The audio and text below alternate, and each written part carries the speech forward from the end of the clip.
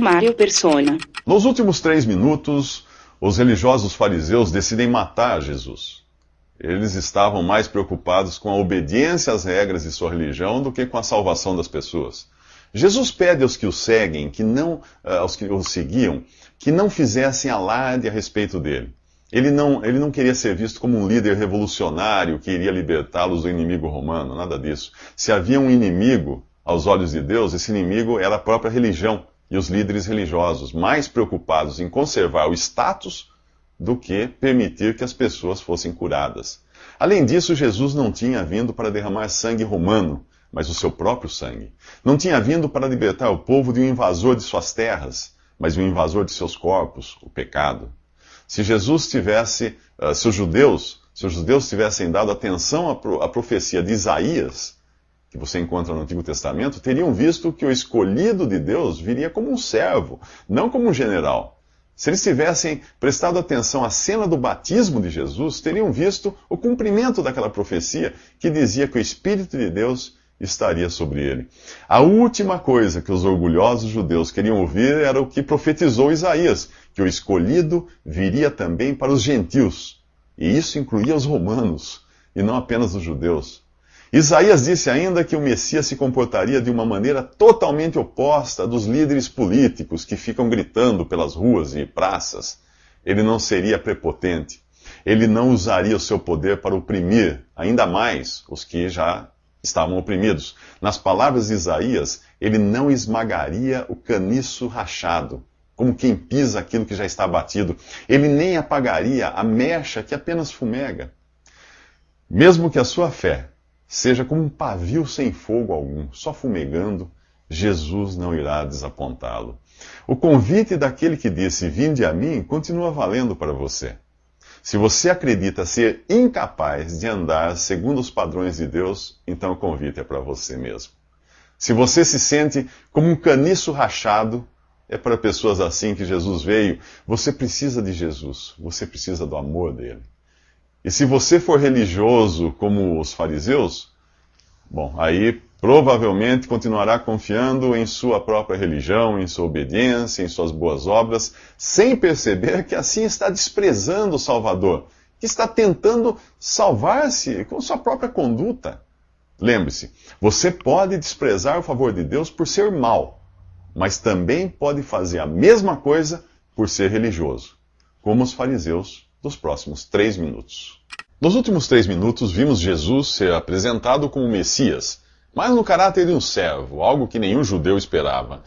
Agora, quando ele cura o endemoniado cego e mudo, os leigos passam a considerar seriamente a possibilidade de ele ser o filho de Davi, que era um dos títulos dados ao Messias. O clero, porém, não podia admitir isso. Enquanto hipocrisia é você querer parecer o que não é, inveja é querer ser quem você não é, ou ter o que você não tem. O pecado de Adão foi uma forma de inveja, quando ele quis ser como Deus. Satanás, na forma de serpente, disse a Eva, vocês serão como Deus. O próprio Satanás já tinha sido expulso da presença de Deus por querer ser igual a Deus. A religião transforma você em um hipócrita, ao exigir que você viva segundo um padrão que é incapaz de atingir. Aí você finge ser uma boa pessoa e passa a desdenhar daqueles que não rezam pela mesma cartilha. Aqueles clérigos judeus eram exatamente assim. Além disso, a religião transforma você num invejoso, do mesmo modo como aconteceu com os fariseus. O Senhor e Salvador estava bem ali, na frente deles, mas isso era uma pedra no sapato de quem queria ser Senhor e Salvador de si mesmo. Quando você confia que a sua conduta poderá salvá-lo, Jesus passa a ser um estorvo. No máximo, você o adota apenas como um exemplo, um mártir, ou até mesmo um talismã, menos como seu Salvador. Afinal, por que você precisaria de outro Salvador se acredita na autossalvação? Por que precisaria de outro Senhor se quer ser dono do seu próprio nariz? No final do Evangelho de Mateus, você descobre que Pilatos sabia que os fariseus haviam entregado Jesus à morte por inveja.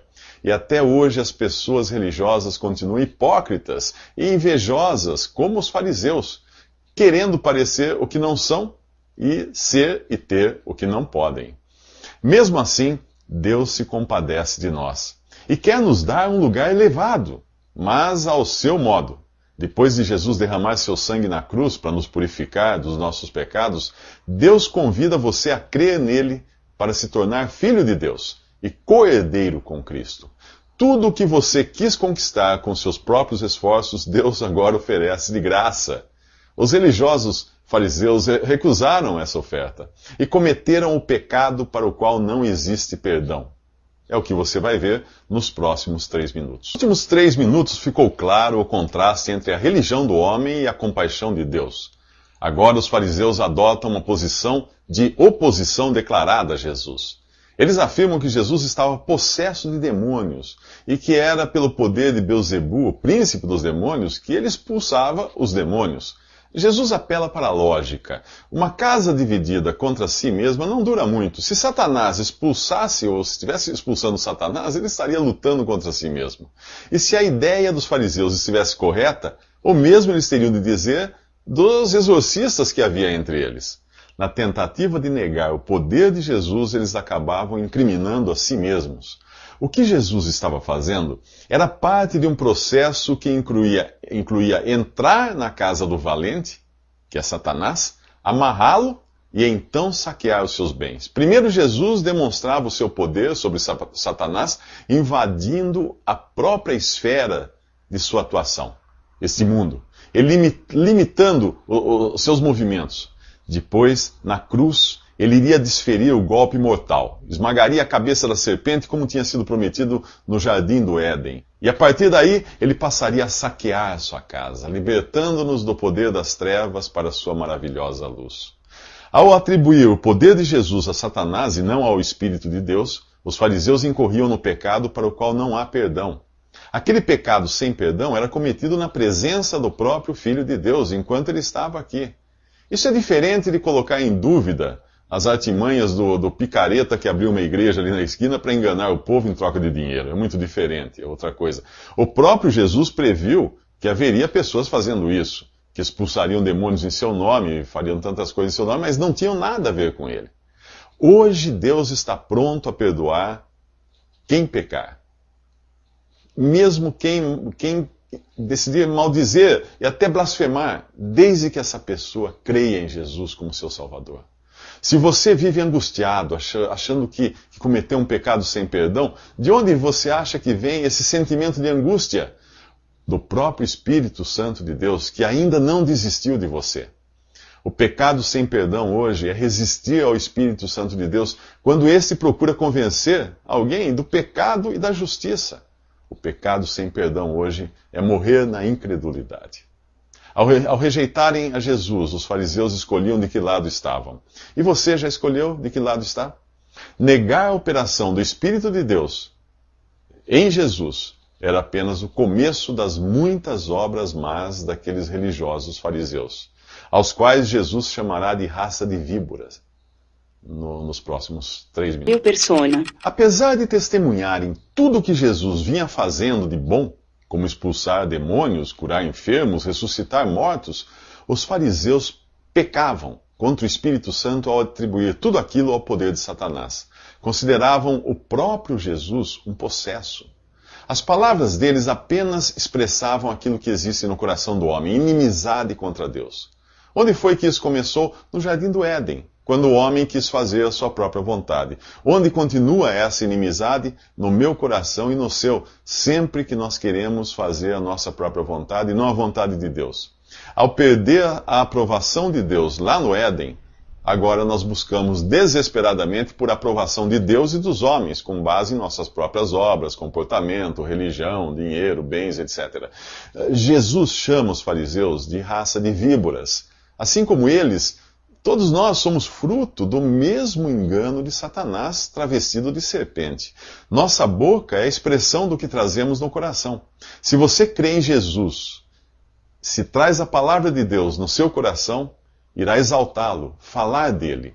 Se não, irá falar de si mesmo, se gloriar, se blasfemar contra Deus, zombar de Jesus e negar a eficácia da sua obra na cruz para nos salvar. O resultado de uma conversão real é manifesto primeiro nas suas palavras. Você pode dizer em alto bom som, que Jesus é seu Salvador e Senhor? Você pode fazer isso? Você pode crer em seu coração, e você crê no seu coração, que Ele recebeu o castigo por seus pecados e morreu no seu lugar?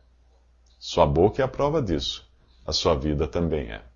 Todos nós sabemos que palavras são poderosas. Elas corrompem, criam inimigos, geram destruição. O que pensar de palavras que são capazes de corromper sua alma, de confirmar sua inimizade contra Deus e determinarem sua própria sentença de condenação? A Bíblia diz que toda língua confessará que Jesus é Senhor. O problema é que nem todos estarão no mesmo lugar quando reconhecerem isso. Quando falar de Jesus, lembre-se de que está valendo aquilo que os policiais dizem nos filmes na hora da prisão. Tudo o que você disser poderá ser usado contra você. O que vamos fazer então? Quer uma sugestão? Comece por estas palavras: Senhor, tem misericórdia de mim, me salva. Foi a palavra de Deus que revelou Jesus a você.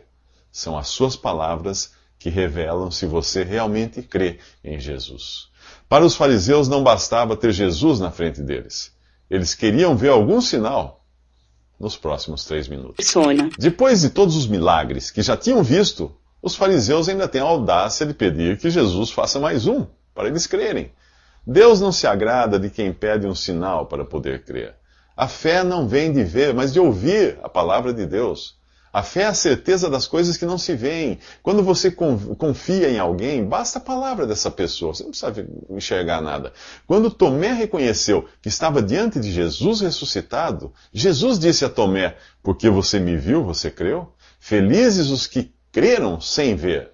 Séculos de sinais e milagres operados por Deus entre o povo de Israel não serviram para mudar o coração de um povo incrédulo. Jesus os chama de geração má e adúltera, porque não queriam reconhecer o seu Messias e eram infiéis a Deus. Ele diz que o único sinal que do qual precisavam já tinha sido dado. Jonas saiu vivo do ventre do grande peixe, que é uma alusão à morte e ressurreição de Jesus, algo que estava para ocorrer.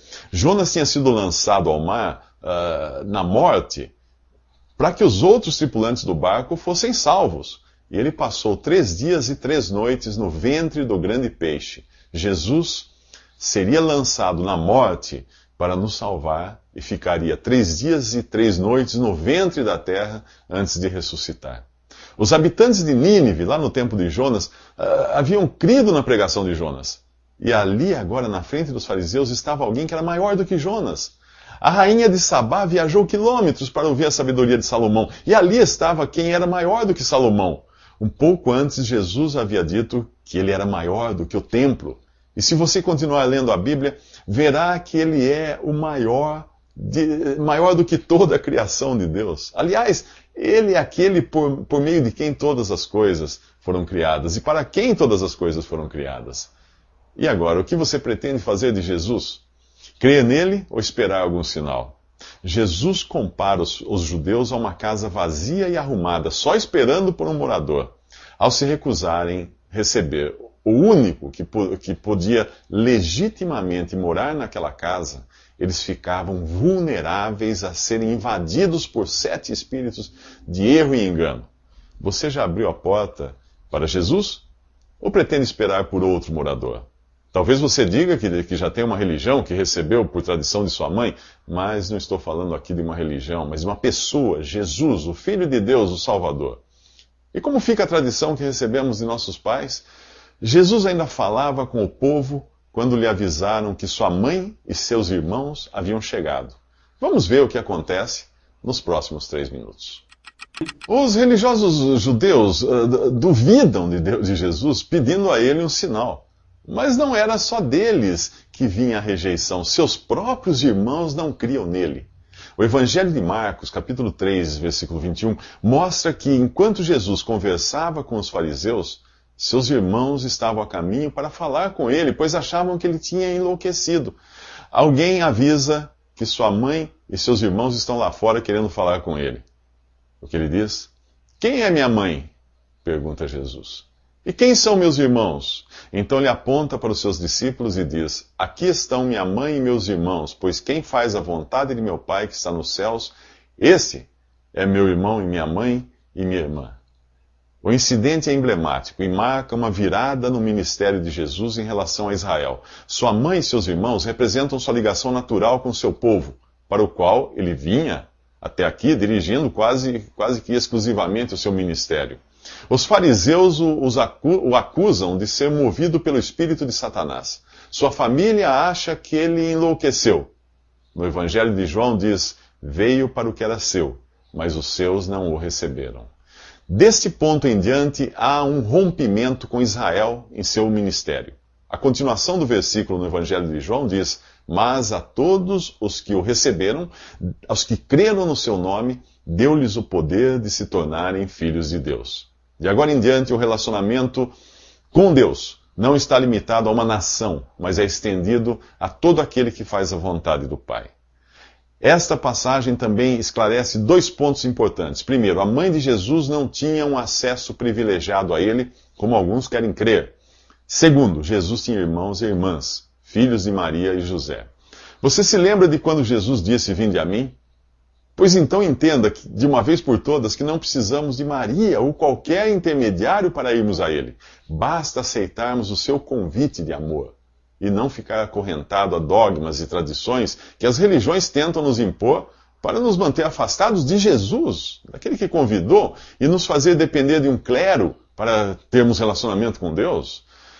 Depois disso, Jesus sai de casa e se assenta na praia para falar às multidões. O que ele diz você vai ver nos próximos 3 minutos.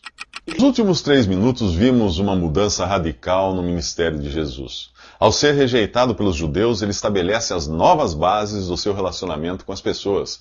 Não seriam mais levados em conta os laços naturais, como os que tinha com sua mãe e irmãos, e nem os laços nacionais com o seu povo Israel. O que agora importava eram os laços de obediência daqueles que se convertiam em discípulos de Jesus. Jesus sai de casa. E o significado é esse mesmo, para falar às multidões em geral e aos discípulos em particular. Por isso fala em parábolas. Parábolas são histórias com um ensino agregado. Jesus ensina que tudo o que dissesse por parábola seria compreendido completamente por seus discípulos, mas apenas parcialmente pela multidão.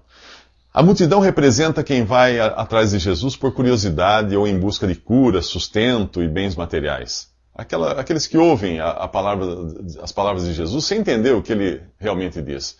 Para os discípulos, ele reserva um encontro privativo, separado da multidão, para explicar a eles a sua vontade. O que a multidão pode entender de Jesus é superficial. É aquilo que você encontra nas revistas, nos filmes de Hollywood, ou nos escritores e pregadores que gostam de falar o que o povo gosta de ouvir. O que Jesus realmente quer dizer, os mistérios do reino dos céus, você só descobre quando tem um encontro pessoal com Ele. Não com uma religião, não com um clero, com Ele, com a pessoa dele. Quem tem isso recebe muito mais. Quem não tem, até o conhecimento superficial que tem, lhe será tirado. A pior coisa que pode acontecer a alguém é chegar a esse estado de ouvir sem entender e ver sem perceber. A parábola do semeador é a primeira de 7 que dão uma visão do caráter do reino dos céus. O reino dos céus não é a igreja, mas é a esfera na qual esse reino é reconhecido, tanto externamente, exteriormente, por aqueles que são súditos só da boca para fora, como realmente por aqueles que se convertem a Jesus e reconhecem o seu senhorio. O reino previsto no Antigo Testamento e anunciado por João Batista entra agora em uma fase mais efetiva. Rejeitado, morto e ressuscitado, o rei está hoje ausente. E você encontra 2 classes de pessoas vivendo na esfera de influência desse reino. Aqueles que apenas professam ser cristãos e aqueles que realmente se converteram a Cristo. Em que classe você está? Enquanto você decide, vamos ver o que acontece com as sementes que o semeador sai a semear nos próximos 3. A primeira parábola do capítulo 13 de Mateus fala do semeador, que é Jesus, da semente, que é a sua palavra, e dos diferentes tipos de solo, ou pessoas que entram em contato com ela. Qual destes solos é você? A primeira semente cai à beira do caminho, um solo continuamente pisado e compactado pelas pessoas. Se você se considera o cidadão comum, aquele que é influenciado por estatísticas e guiado pela opinião pública, esse solo pode ser você. É o solo humanista, que adora o homem em lugar de seu Criador. A palavra de Deus não encontra lugar nesse tipo de solo, e logo a semente é arrebatada pelas aves, que aqui, Jesus explica, representam Satanás. A próxima semente cai em solo pedregoso, com terra suficiente apenas para germinar, mas não para criar raízes. Logo ela é queimada pelo sol. Este é o que recebe a palavra com empolgação, mas sem convicção de pecado. Como se fosse mais uma filosofia, uma técnica de autoajuda ou coisa assim. Qualquer tribulação ou perseguição põe fim à festa. Jesus nunca prometeu uma vida fácil. E basta você ver a vida que ele ou seus discípulos levavam para entender que cristianismo não é ser curado de todas as doenças, andar de carro importado ou ser o candidato mais votado nas próximas eleições. A semente que cai entre os espinhos não pode crescer por estar sufocada pelas preocupações e pelo engano das riquezas. Se você decidiu ir a Jesus para resolver seus problemas, tirar a empresa da falência e aparecer na próxima lista de milionários, com tantos espinhos assim agarrando você, eu duvido que consiga sair do lugar nas coisas de Deus. Das 4 sementes, uma cai em solo fértil, germina, cresce e produz muito, à razão de 10.000, 6.000 e 3.000%. Apesar dos resultados serem diferentes de pessoa para pessoa, Deus providencia para que todos deem fruto, até o mais incógnito de seus filhos. Lembre-se de que para cada cristão que tenha causado um grande impacto neste mundo, existe um anônimo que o encaminhou a Jesus. 3 coisas impedem que a semente dê fruto: o diabo, que a arrebata da beira do caminho, a carne, desanimada, enfraquecida pelas tribulações, e o mundo, com suas atrações que nos agarram como se fossem espinhos. Que tipo de solo o Evangelho irá encontrar em você? Enquanto você pensa nisso, ouça a parábola do joio e do trigo nos próximos 3 minutos. O mesmo semeador, Jesus, volta a semear. Na outra parábola, a semente é uma só, a palavra de Deus, mas os solos são diferentes e dão resultados, tanto falsos como verdadeiros. Agora o semeador semeia uma semente que se revela como trigo. E o inimigo vem e planta uma erva daninha muito parecida com o trigo. Estamos falando aqui daqueles que são verdadeiros e falsos na esfera do reino dos céus. O reino dos céus não é a igreja, mas é a esfera dos que professam crer em Jesus, sejam eles genuínos ou não. A igreja não existia quando Jesus contou essa parábola, e só seria formada após sua morte e ressurreição.